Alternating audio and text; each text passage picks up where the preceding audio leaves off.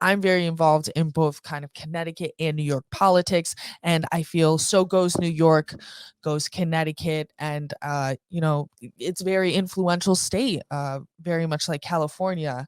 It's a cultural capital, New York City.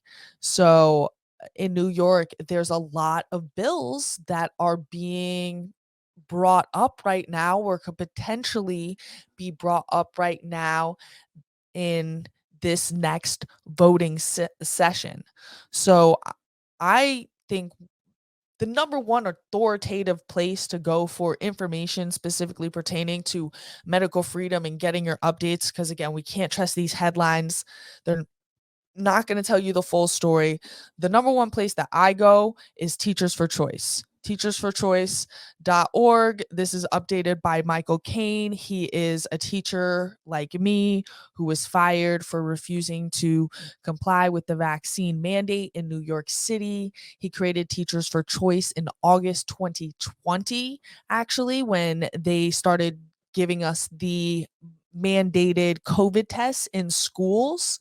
And I we met up in about January 2021 or February 2021 when I had started Teachers for Open Schools, and we started just talking about how we could work together and where our platforms aligned.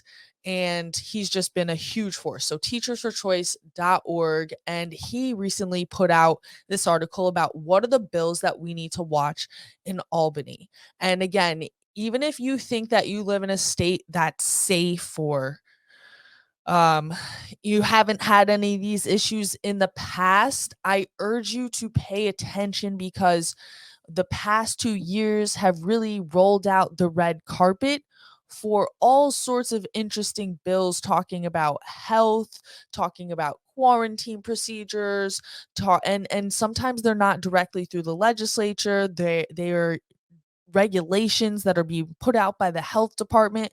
So do a little research for your state, or very likely there's an organization like Teachers for Choice, which works with Children's Health Defense, the New York chapter, a lot too. Who's collected this information already, so you don't have to do all like the hardcore research, but you have to do some research to probably identify them. So in New York, there's a whole host of bills we have to watch out for. And I know over the past couple of days, as New York City or New York has gone into session up there, I was up in Albany last 4 days ago on January 10th. You can see my sign in the back. I don't co-parent with the government. We put out 500 signs saying different things all over the lawn of the Capitol. And so there's a bill to allow minors of any age to be given any medical procedure without parental knowledge or consent. So basically, if the kid could say, "Oh yeah, like I want that thing," like, "Oh, I want a piece of pizza, so I'll take the COVID vaccination." Oh, oh yeah, I definitely don't want to get cervical cancer, so yeah, I'll get that. What's the one for that? Forget. Oh, you know what? I'm a girl, but I feel like a boy, right? So all sorts of things that this is being very clear and concise in their wording. Oftentimes, when you look at the bills or you look at the regulations, they do kind of dress their language. Sometimes it's inequity things. I know here in Connecticut, we have some quarantine regulations or laws that either were up, or I can't remember if they got passed. Yeah, I got to make sure I'm up on those. Is they were doing it as for like people or homelessness or homeless in stable housing situations, and trying to make sure that they had a place to go to be taken care of if they had a communicable disease. But then they also had super broad language in there that basically meant it could be anybody. So really you have to watch out for how sneaky they are with those types of things. There's another one by our favorite lawmaker Dinowitz, gonna have some video coming out about quick impromptu interview. I actually ended up on an elevator with him, and he's big on the COVID shots. Actually, if you go up to the Capitol and you try to go to Dinowitz's office, it says that you have to make an appointment. You have to wear a mask while you're in his office meeting with him, and you have to have your COVID vaccination card so that they can check to make you're vaccinated. And if you don't have those things, then you have to meet him over Zoom. So that's the representatives that you're now paying like $144,000 for a year, I think, in New York.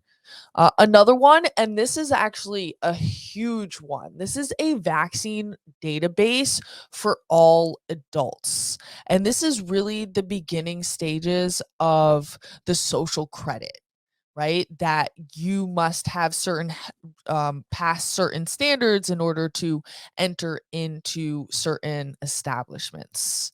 Another one, so currently in New York, there's no religious exemptions for kids under 18. So basically, if you're in K to 12 school, and I guess also preschool, and this is this would do it for everybody, adults, kids, anybody of any age, no religious exemptions in New York. Here's another one that would create, again, this is going to be tied into this one with the vaccine records. This one creates an immunization passport. And so again, it's about, they're going to sell these things like as the protection of privacy, and slightly kind of related to this, a lot of like the blockchain and the 5G and the crypto stuff, they all sell it as being able to protect your privacy.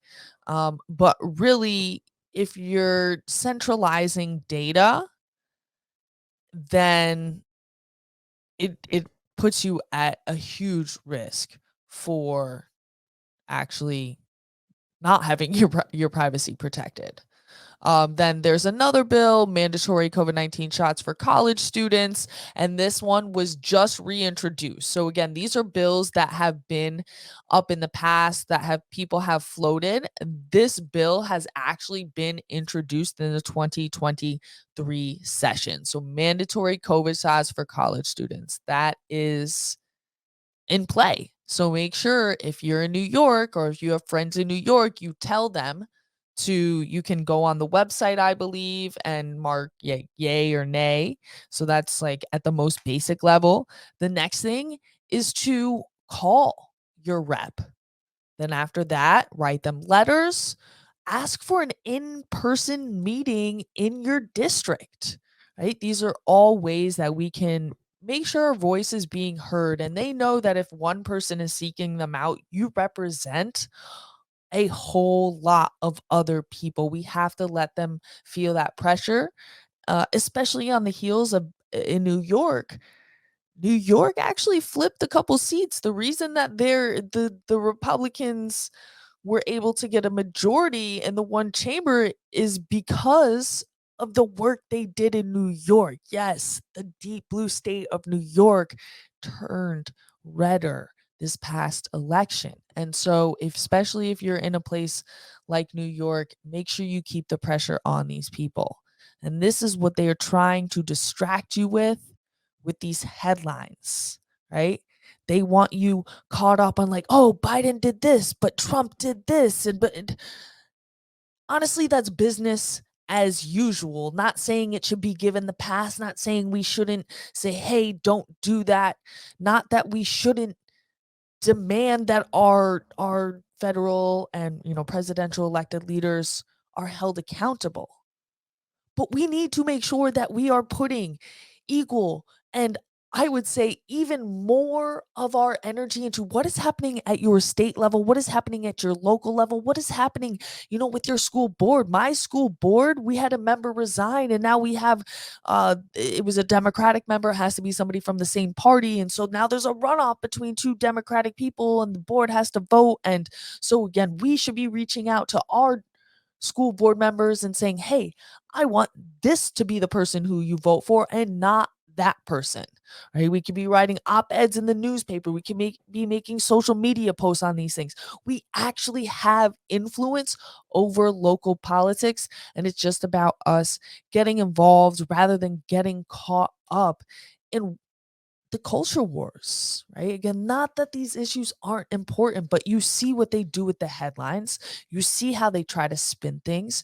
You see how they don't ask or answer the important questions. We need to do what we can affect change in.